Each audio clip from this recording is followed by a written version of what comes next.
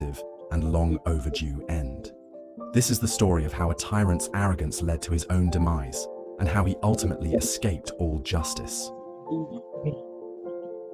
To understand how it all came crashing down, you have to see how it was built. Idi Amin Dada Umi was born around 1925 in northwestern Uganda.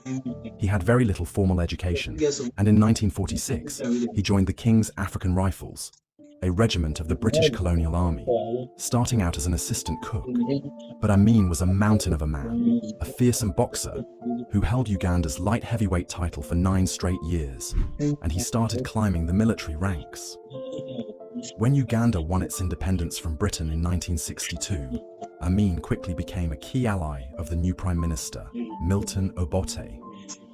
Amin helped Obote grab more and more power, and by 1966, he was the commander of the entire armed forces. But that partnership was never going to last. Obote started getting nervous, seeing just how much power and influence Amin had with the soldiers.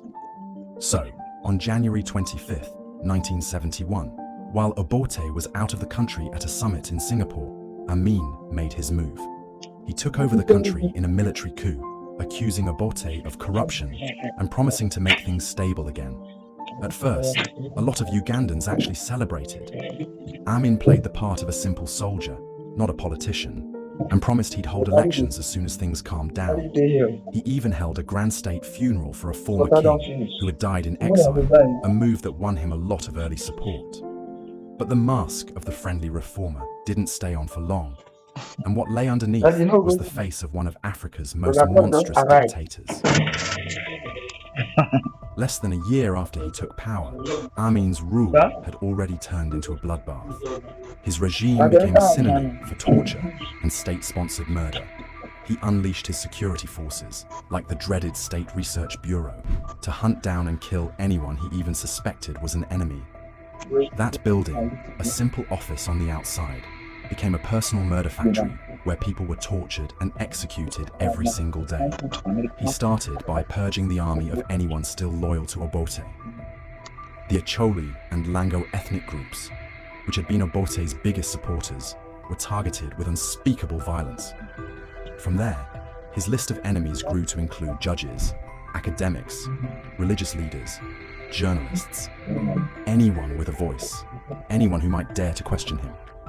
It's estimated that during his 8 years in power, somewhere between 100,000 and 500,000 people were murdered. Amin reportedly loved to personally torture his victims, earning him the nickname that would stick forever, the Butcher of Uganda. Then, in 1972, Amin made a decision that would wreck his country's economy for decades. He declared what he called an economic war, ordering the expulsion of Uganda's entire Asian population. Tens of thousands of people, mostly of Indian and Pakistani descent. He gave them just 90 days to leave, forcing them to abandon their homes, their life's work, and their businesses. Those businesses, which were the backbone of Uganda's entire economy, were handed over to his loyal friends, who had no idea how to run them. The result was an immediate and total economic collapse that Uganda wouldn't recover from for a generation. Through it all, Amin's behavior grew more and more bizarre. He gave himself a ridiculously long list of titles, including His Excellency, President for Life, Field Marshal Al-Haji, Dr. Idi Amin Dada, VC, DSO, MC, Lord of all the beasts of the earth and fishes of the seas, and conqueror of the British Empire in Africa in general and Uganda in particular. He would send unhinged telegrams to world leaders, at one point even praising Adolf Hitler. This toxic mix of pure terror and circus-like absurdity made him a global spectacle, a living symbol of tyranny. For years, Amin's most tense relationship was with his southern neighbor, Tanzania.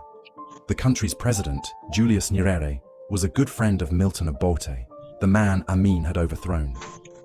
Nyerere gave Obote and thousands of Ugandan exiles a safe place to live, and he flat out refused to recognize Amin's government.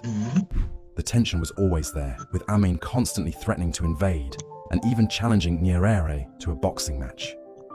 Back in 1972, a group of Ugandan exiles tried to invade from Tanzania to get rid of Amin, but they failed. which only made things worse. By late 1978, Amin's regime was starting to rot from the inside. The economy was a disaster, and people were getting restless, even in his own army. He was facing assassination attempts and mutinies, and desperately needed something to distract everyone. He found it by turning his aggression outward. In October 1978, a mutiny broke out among his troops, and some of them fled across the Tanzanian border. Using this as his excuse, Amin launched a full-scale invasion of Tanzania. His army poured into the Kagera salient, a strip of Tanzanian land. They looted, they killed civilians, and on November 1st, Amin officially announced he was annexing the entire region. It was a massive miscalculation. Amin had completely underestimated Julius Nyerere. The invasion finally convinced Nyerere that talking was over. The threat of Idi Amin had to be removed for good. On November 2nd, 1978, President Nyerere declared war on Uganda. He mobilized the Tanzania People's Defense Force, or TPDF, and prepared for a massive counterattack. The Tanzanian army swelled from around 40,000 troops to over 100,000, bringing in police, prison guards, and militia.